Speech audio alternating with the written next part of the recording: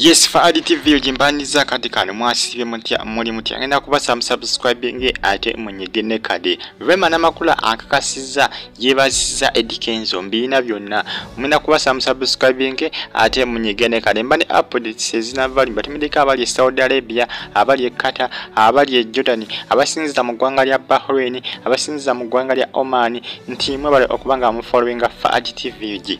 Rema Namakula avudde ne yebaza Eddy Kenzo ku nsonga yokubanga yasubiza okulabikanga agenda kulabirira akaana agenda kuweerera akaana kano okaweerera n'okalabirira mu bintu ebisinga ebyenjawulo bakayita DJ Swiper DJ Swiper kaana kaagala nnyo okubeera ka DJ naye nga Eddy Kenzo yakaagadde lwa nsonga nti bambi kanyumirwa nnyo music we kaagala kubeera ka DJ ate buli lwe kagenda ku byuma okumixinga kamixinga nnyimba zaani za Eddy Kenzo. Rema Namakula avudde n'agamba nti Eddy Kenzo si muntu mubi kubanga bannagana abasinga bebamufuula omubi naye nga Eddy Kenzo si muntu mubi era Rema Namakula asanyukidde nnyo nti Eddy Kenzo kubanga yasuubiza okuweerera DJ Swiper kaana akato okaweerera kubanga Eddy Kenzo akaana kano agamba nti kalinga katabanike yakatwala nga kaki nga katabanike era kamwagala byansusso nnyo baagalana nnyo n'akaleezaako bakayita DJ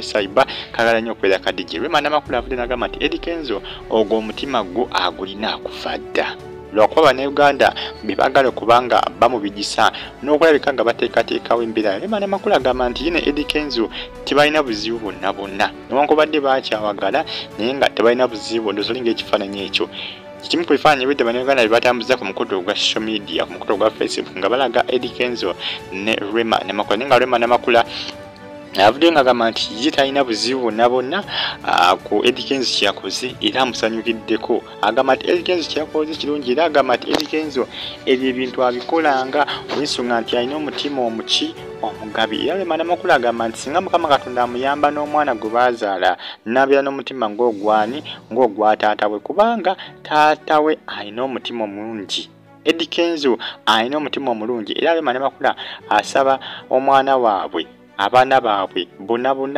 babeere n'emitima emirungi kubanga agamba nti ne Dr. Amuza talina mutima mubi agamba nti Dr. Amuza talina mutima mubi Rema Namakula bw'ati bw'agamba agamba nti Rema Namakula agamba nti bannayuganda bangi bareactinga bafuna reaction oluvannyuma lwa Eddy Kenzo kubanga asisinkana Dr. Amuza ne Rema Namakula agamba nti abasajja bano bombi bonna kuva dda bakolagana era bonna balina emitima emirungi bonna beeyisa bulungi enneeyisa yaabwe neeyisa ya buntu.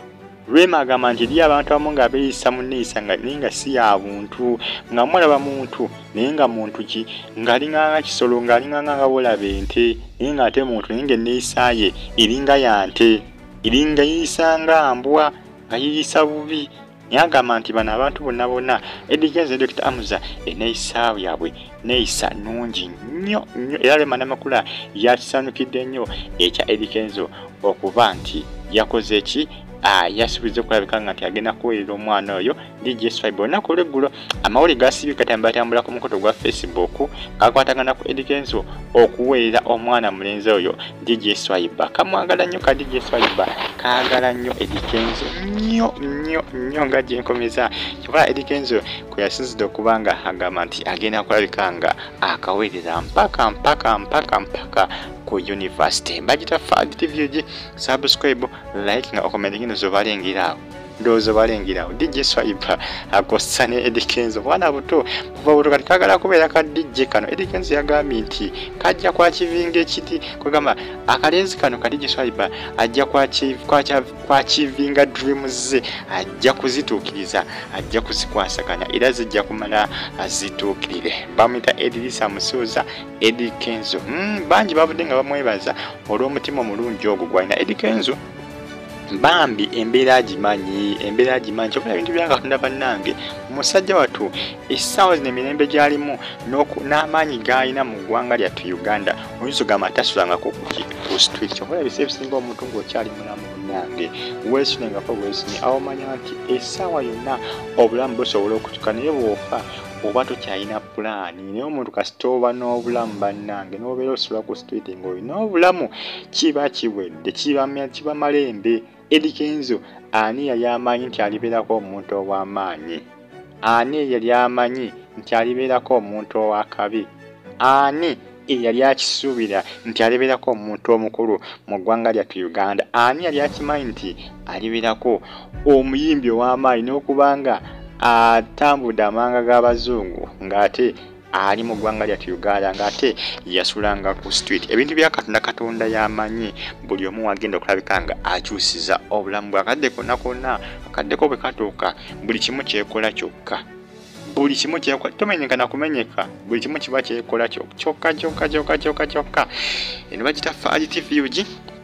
Rema Namakula asiimye Eddy Kenzo olw'okulabika nga yasuubiza okulabika nga nti agenda kuweerera akaana kalenzi kano ka Swiper ka DJ Swiper. Rema Namakula yakisanyukidde nnyo era yeebazizza Eddy Kenzo olw'omutima omulungi ogwo gw'alina. Musubscribinge mbatumireko abali mu ggwanga lya Russia, Saudi Arabia, Jordan, Bahrain, abasinziza mu ggwanga lya Oman nti mwewale okuba nga mufollowinga Faaji TV. Updates simba nazo ku ssalamawulire agaba gatambulatambula okwetula eggwanga lyattu Uganda. Mpagala nnyo mbebaza mbagamba nti muli big nnyo okuba nga mufollowinga Faaji TV UG. Subscribe, liking, commenting ate o sharing video eno. Mubere bulungi.